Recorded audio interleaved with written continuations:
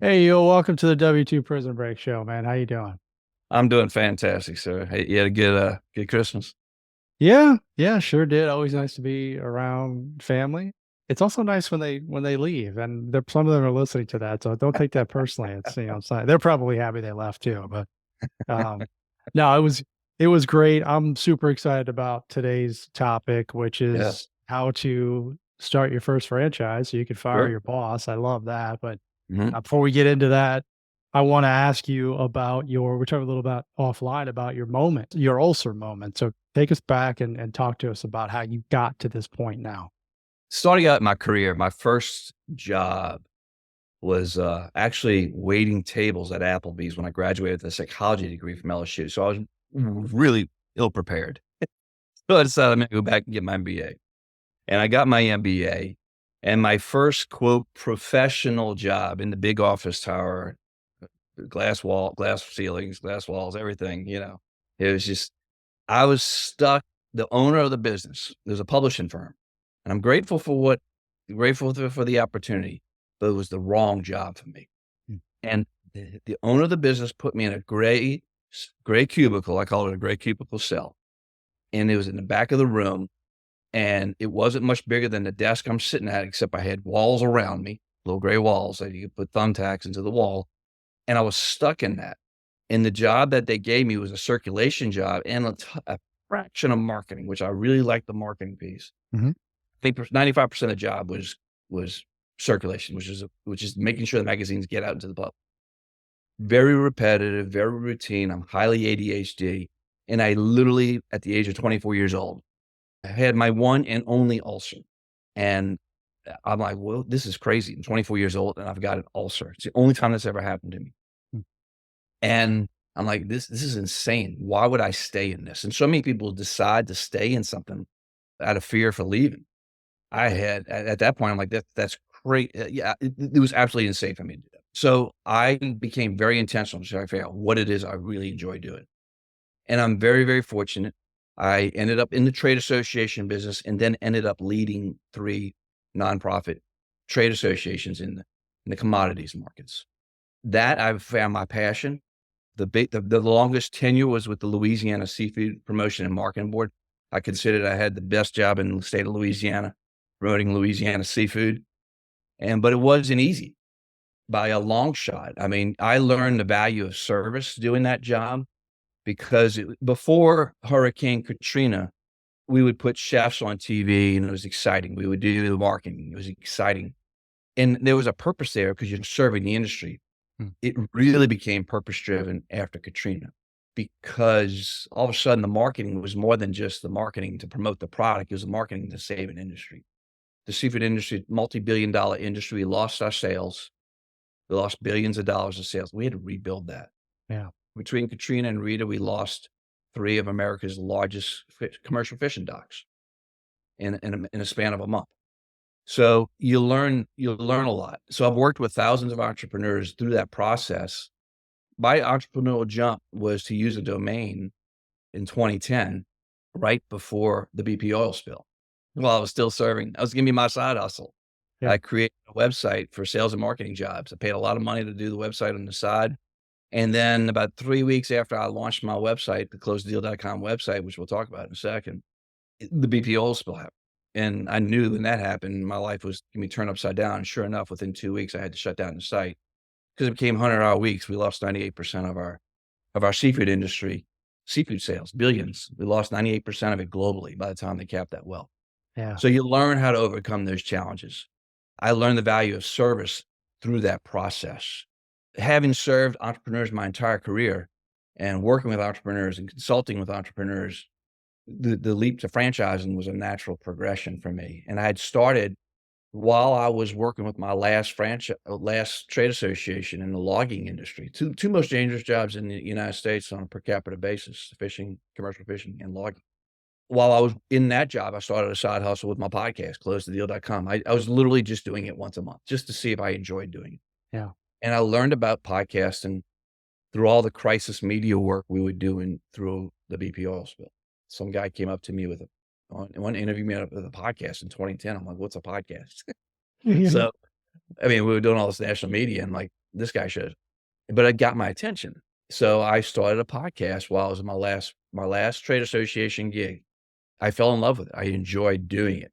And I was interviewing entrepreneurs. And then I grew it. That started to grow. I'm like, okay, well, let's start interviewing franchisors. And I got into the franchise. And that's been my journey since. Yeah. Good share. Thanks for, I mean, it took you a while to figure out what your passion was and land here. I was curious, after you had the Ulcer at 24, how long did you stay in that job? Did you like leave the next Oh, I day or left in a month. a I'm month? like, Okay. this So is you did, this is just this is insanity. I mean, at 24 years old, when your health starts deteriorating like that because you're in a job that's so stressful, hmm and it wasn't just and this is the thing too, is I'm really grateful for that job too, because even though I was there for 14 months, there are many. New Orleans is a very small community. I'm based in New Orleans. yeah. I'm still friends with a lot of people I worked with all those years ago. I love building relationships. I've stayed in touch with a lot of those folks, and it did give me a snapshot into the marketing piece, Right. which it opened the door for me to really pursue that journey, which led me to most of my career has been centered around the marketing and the promotions and consulting. Yeah. Well, good that you put a positive spin on that because if you didn't have that job, you wouldn't have had that moment and you and I probably wouldn't be talking right now. There's a So really good chance that would be the case. That's yeah. correct. Yeah, yeah. So it's important to do that. Okay, franchising. I mean, we're on the edge of our seat here. By the way, closethedeal.com. What a great. So, I mean, I'm a little jealous that you were able to snag that domain. So good on you for Yeah. getting that thing. I looked at before I left my W-2, almost 4 years ago. I looked at franchising quite a bit. I'll tell you a couple that I looked at. I looked at, I used to eat at Jimmy John's all the time, but Mhm. that great. I was like, Great this is brand. a no-brainer, man. And I looked at a couple other ones, but there's so many unknowns and then the cost and just, hey, can I do this? Am I cut out for this? And if I don't understand something, I don't invest in it. I think maybe a lot of the listeners are probably similar to that. Maybe. Absolutely. So let's talk about maybe, first of all, what is franchising? And then maybe talk about what some of the myths are and what are some of the questions that people ask and how do we get into this? Because again, we're trying to leave our job. And I think a lot of people are looking at this as a way to Sure. get out of the Sure. W-2. I'd say that the most obvious question I'm asked all the time is they think McDonald's, you know, is because there's only 34,000 of them around the globe. Yeah. So everybody thinks that's the franchise model that they need to be in the food business, Jimmy John's like you, Jimmy Mhm. John's, right? They think that's the route they need to go. And there's a lot of other routes they can go because there's over 4,000 franchises available in the United States alone. And McDonald's is just the starting cash position is really high, and it's in the millions to invest and to open one. So that really is out of reach of a lot of people. Yeah. Whereas the average franchise in the United States, the ones we work with, I'm a member of a group called IFPG. I have an inventory of over 630 different franchises we work with, and the average cost to get in most of them are going to be about 75,000 to 285, 300 on the high end. Okay. So it's in reach when you start looking at the finance options. So that's when people are like, okay, and then you open people's minds. They think it's McDonald's, they think it's Jimmy John's, and brick and mortar, by the way, is expensive when you're looking at restaurants. It's going to be on the higher end because you're going to need that retail space Mhm. to build out the space. I have a few food franchises I work with. I do a lot of franchises that are not in the food sector as well that have even better, way significantly better margins. But Nice. what is a franchise? A franchise is basically an agreement where you're going to buy into a system, a company that has systems and processes. And that's what makes franchising work. I'll tell you this as a side note. 1 in 7 franchises are owned by a veteran. And there's a reason for that. You think about veterans when they come out the military, they've been trained, and the only way the military functions is through systems and processes. So they are very used to that model, and they thrive in that. That's why 1 out of 7 are owned by a veteran. That's what makes it possible for a small business to scale and to grow. I watched Popeyes grow in Louisiana. I watched it from my childhood. Watch Al Copeland build that thing from a small 2, 3 locations right around the corner from my house where I grew up to now it's 4,000 locations plus around the globe. Without the systems and processes, nothing happens. Yeah. And there are many mom and pop businesses that never grow beyond 1 or 2 locations. So what somebody's getting when they invest into a franchise is they're getting the systems and the processes. They're getting the intellectual property, which is the branding. They're getting a territory typically of an area where they can open up their franchise.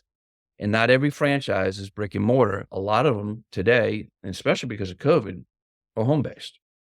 So there's a lot of different options, and you can be passive or semi-passive.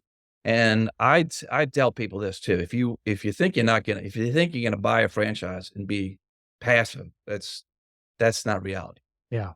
At a Yeah. minimum, we have plenty of executive models where you can bring in a manager Mhm. to run the business, but you're still gonna be investing time, 5 hours, 10 hours, maybe 20 hours a week, because it's necessary to run a business. I mean, there's no business that runs without management. So, Exactly. I made the mistake. Everything I looked at was food, right? And mm, I said, "This is too much money," because it's easy, I think, to just look at food because 'cause you're going there and eating the stuff. It's like, "Oh, that's right. I could own one of these." That's right. Can you give us an example or 2 of an industry? I love the home-based thing that we Mm, could be potentially looking at. You're opening up my eyes here. there's 36 different categories we work with of franchising. Yeah. All right. I mean, if you just when you drive around your neighborhood, so start paying attention. Like, you know how when you go to buy a car, all of a Yeah. sudden the car you look at is all you notice there's that same car all over the road. You start doing the same thing in franchise, you'll see that, oh my gosh, that's a franchise. This is a franchise. They're all over the place.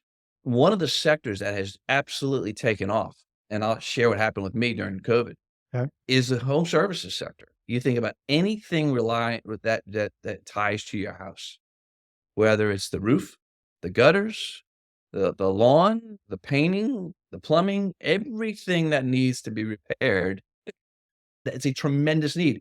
And it's usually one person and a truck. They call it truck and a truck. I went through that process during COVID. I had to tear up a driveway. I found a guy with a franchise to do that, and that worked well. When it came down to finding the local person to find the person to replace the driveway, I had a hard time finding that person, and I also needed a fence. And the fence guy, ended up talking to 3 different local fence guys that showed up in a beat up truck, and I went with the middle price, not knowing whether the fence that's behind my house, is it gonna be standing in 3 years from now? I'm not quite sure, because I don't have any point of reference. Franchising gives you that point of reference. They bring the systems and processes to a very, very fractured industry when it comes to the home services sector. They bring the marketing to the home services sector. They bring the sales and promotions part to the home services sector. They bring the call centers. I mean, how many times did you call somebody that you're trying to give them business? Yeah. You need a roof or you need a gutters. You call and you don't get a call for a day, 2, 3, maybe you don't get the call back at all. Yeah. That's typical. So the bar is set low in that industry. And that's why when you can roll in with branding, roll in with systems and processes, you can take over a market and really do well in that market. And the margins are significant. I mean, you're looking at 15 to 20% plus or more in some, even higher. So it just depends upon how well the person runs their business. If you follow the systems and the processes, I mean, this is a big block for a lot of people because they just don't know how to be business owners, right? So you basically have the blueprint, if you will, Mhm. handed to you. All the stuff that people can't that avoid, like, "Hey, I can't do that all that stuff." Well, it's Right. done for you. I love the thing about that you said about veterans, that makes total sense. So if I follow all the steps and I do what I'm supposed to do, what is it that might be a separator or a differentiator from this franchisee is doing very well and this one isn't? What do we really need to do as the owner of the franchise? A couple things. One is the work ethic of that person. Mhm. 2, their ability to follow. Not everybody is meant to be in the franchise. Some people need to be not if they're looking at getting out of their job, they need to be look at maybe considering being a true blown entrepreneur if they really have and I think I qualify that too. If you wanna be an entrepreneur, you have to have a unique product that's gonna cut through all the noise, and you have to know how to market that product in a unique way to Yeah. get the attention that's needed to be successful in that business. And if you're that personality, a franchise may not be for you because you're gonna have the more of the rigidity of the systems and processes that help you, guide you. Most people I call that the Shark Tank test. If you get to the carpet, your chances are you're really a genuine entrepreneur at the heart. And I'll say this, not every entrepreneur is destined to become a franchisor, Mhm. but every franchisor helps to create entrepreneurs through franchise. Yeah. Okay. So, and then again, not everybody's meant to be a franchisee either. They have got to be successful. They got to understand the systems and processes have been tested. They work, and there's a reason for that. And that's why these systems can grow to thousands of units Yeah. because they work. They've been tested. They've been vetted. So those that put the playbook to use the best are usually the most successful. And look, when you look at when you're and you brought up something important. When somebody's considering starting a business, Mhm. think about all the details you just mentioned, all the little minutia details to get going in a business. It's a lot of work. Yeah. It's a lot of figuring out. It's a lot of time spent. You're given the to use your word, you're given a playbook when you get when you invest into a franchisee, Yeah. into a franchise. And that playbook, I use the analogy for football. I mean, if you're starting on the 1 yard line, starting a business, you're going through the grind to get to the red zone. You're starting in the red zone with the playbook in hand as a franchisee. Oh, that's a great analogy. I love that one. I make a lot of sports references. All right. So 4,000 franchises, you said Mhm, 75 to 300K is the average that you're looking at. mhm. How do we pick? How do we decide which is a good one? I bet you you get asked that question. I get that asked a lot, and that's why people end up talking to consultants like myself. Okay. It's confusing. The moment somebody starts going online, there's so much it's information overload. They don't know where to turn. They don't know what to trust. Mhm. As a franchise consultant, there's not that many of us in the United States. I mean, if you look at real estate agents, there's probably 4 or 5,000 real estate agents just in the city of New Orleans. If you look at franchise consultants, there's probably, I'm guessing about 5,000 of us around the United States. Yeah. So our role is very niche, very specific. It's not that we just know the franchises to turn to. We know which one's behind the curtain. We get behind the curtain information, relationships. We know the franchisors. We get to build those relationships. That way we can better educate the person. And we go through a process. And this is something I just started doing. And I just started doing personality profiles. I call it business builder Mhm. personas. People need to understand what their persona is to match it. You've heard DISC tests and Myers Briggs. We use a system that breaks it down specific for franchise, and it actually works with business too.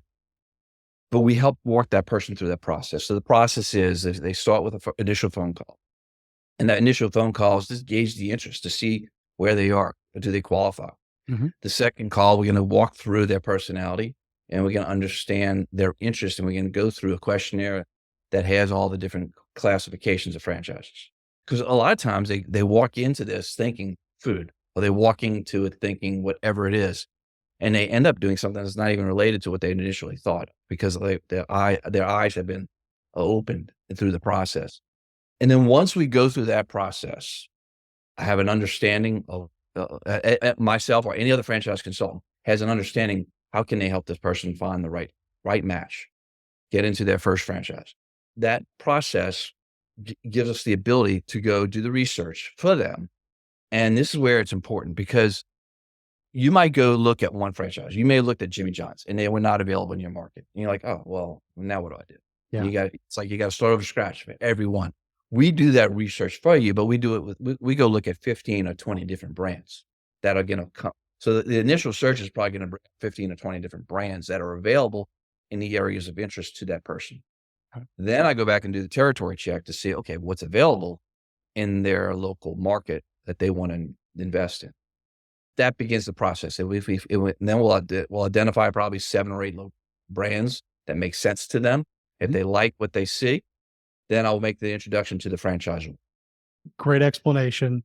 Mhm, This may be difficult for you to answer because there's so many franchises and variety and differences, mhm, but is there maybe like a sweet spot in terms of, okay, I've got this franchise. I don't think a lot of people are just quitting their job and going all in. Maybe they are. mhm, Maybe they're doing both, side hustle. Is there kind of a mhm. sweet spot? Is it number of locations or is it to where they can get to the point where they're replacing their income?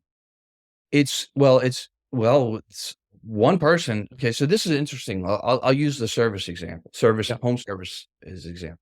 Mhm. You could do well. I'll use one as a candidate franchise I work with. I'll give you some numbers just to give you an idea. Did you say accounting?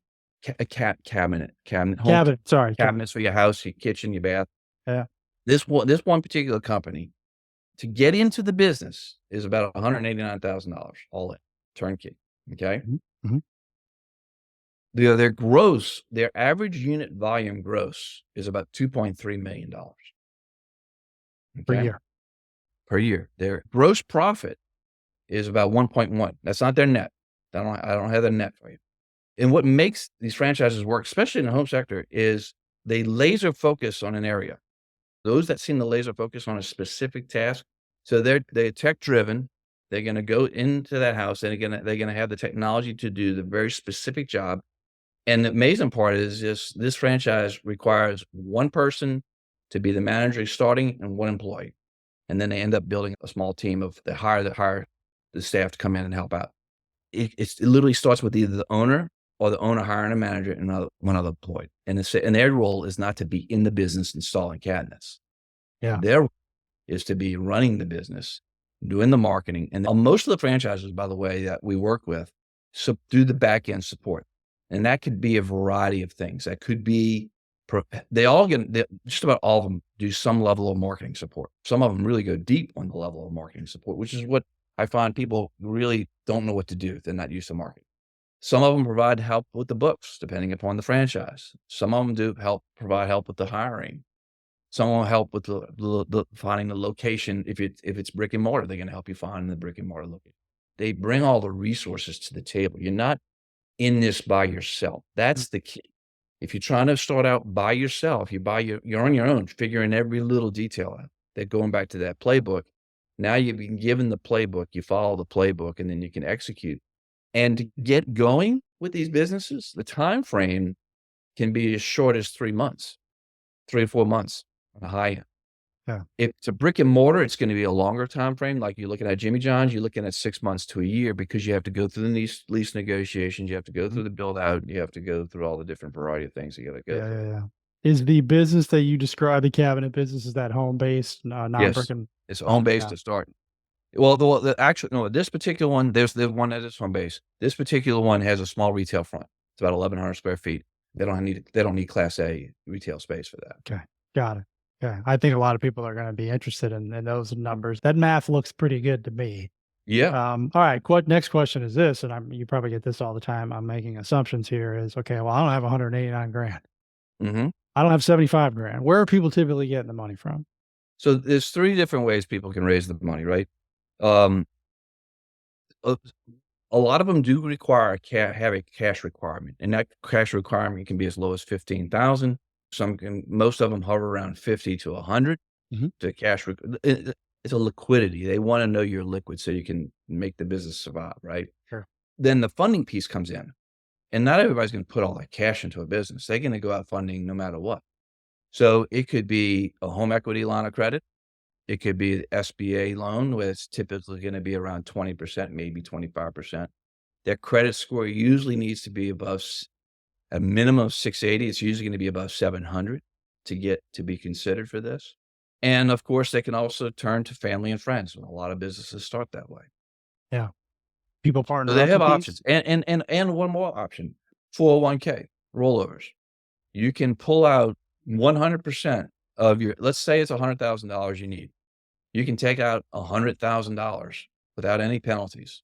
You're shifting the asset. That's all you're doing to the business.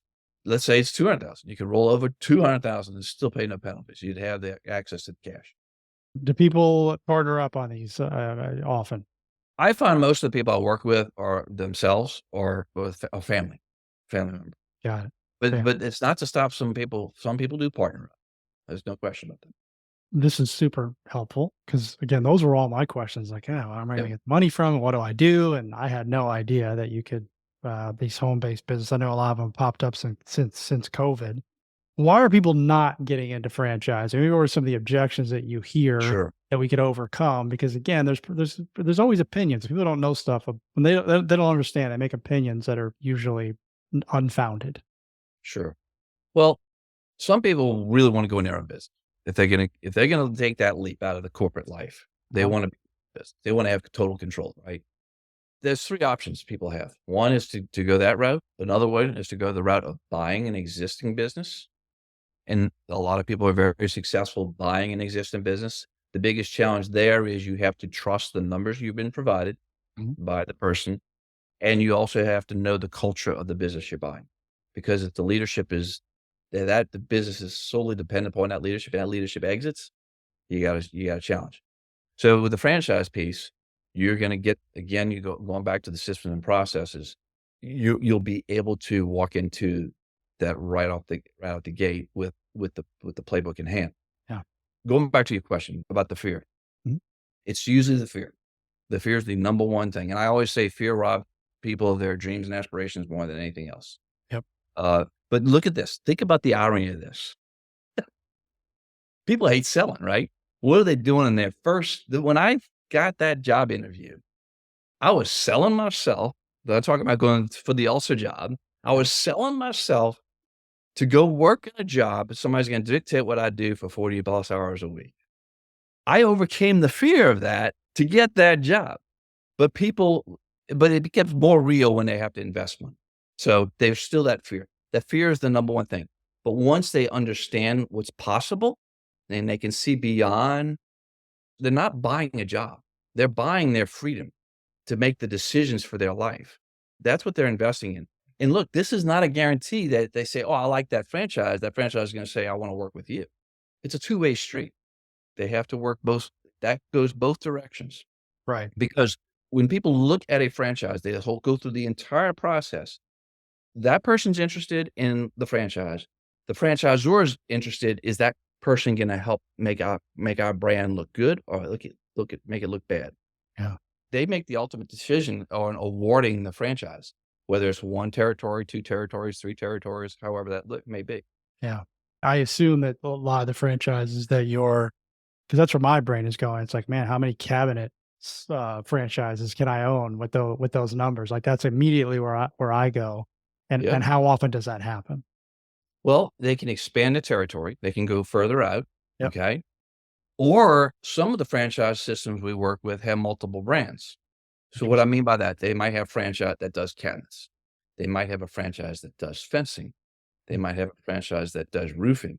Well, what we can do in that scenario is instead of going geographically wide, they could say in their same geography, if there's other brands within that same system are available, and they can start stacking the franchises because they're already going to be using the back of house systems, the software and the technology that they use to manage their business that's already available to them. They'll be familiar with that, and all they have to do is introduce the new brand in the relationships they've built inside their own community, and they can leverage that. Awesome. Franchise stacking. First time I've heard that. Yes. Okay, as I think a lot, I'm assuming that a lot of the franchisees will maybe have 1, 2, and they'll work in it, right? They'll manage it, but they'll be in it. I always think, okay, like how can I, and a lot of listeners might be thinking the same thing. How can I turn this into a business, continue to scale it? And I'm really just kind of overarching it and just Mhm. managing everything and making sure that nothing crumbles. If I go on vacation for 3 weeks, nothing dies. Is that a realistic scenario in this? Absolutely. Yeah. Yeah, absolutely. But you're building that team, and you're relying on the systems and processes to support that. Yeah. Okay. Good. But and think about it, I mean, no matter what franchise you looked at, whether it was Jimmy John's, if you wanted to have one, you might be in there to start, to learn the business yourself if you wanna do that, or but if you're gonna grow the business and you only have 2 of them, you're gonna have to rely on that manager to run it whether you're on vacation or not. Yeah, yeah, yeah. That's right. Yeah, If get in you there, get your hands the dirty, location, learn the you're done. business and teach it. Yeah. Okay. Perfect. I love what you said about buying your, like everyone's afraid of sales, and yeah, you're selling yourself to get the job, and then you have imposter syndrome. You don't think that you're good enough to do the job. It's like they hired you. Okay, they Yes. saw the value in you, so Yep. go do the job well. Same thing here. Like if the franchise or says yes, they obviously believe in you. So you got to get over that, right? You got to get over that. We all got to get over those fears and those self-limiting beliefs. So I'm glad you brought that up. Buying your freedom. Good Mhm. stuff. I've learned a bunch. This has been great. Ewell, I really appreciate your insight. If somebody wants to learn more, where do they go? Tell us how we can They get it can go done. to closethedeal.com, and I will help them close on their first franchise. We'll walk them through the process, and it's closethedeal.com, and I have the podcast, and I'm interviewing both entrepreneurs and franchisors. But, yeah, go to closethedeal.com, just hit the contact us button, and I will be in touch. Awesome. Anything I love the podcast too. Anything else that you wanna leave us with? Sometimes I don't ask a question that might be burning, and maybe you got a quote that you like. I mean, give us your best stuff as we wrap up here. I think you're only as good as your last performance. My wife always says that, you know? And some people look at their number one thing they did 20 years ago. Well, I'm 57 years old. So many people my age are starting over. And you may have been good as your last performance, but that was 20 years ago. Today is a new day, and you gotta take advantage of today. And don't let the fear hold you back, no matter what it is. Just step out and take the action. Perfect way to end it. I love that. I wrote that down. Thanks, Yul. Appreciate you. I'm thank you for having me. I appreciate it, Brian. Definitely. Everyone make it a great day.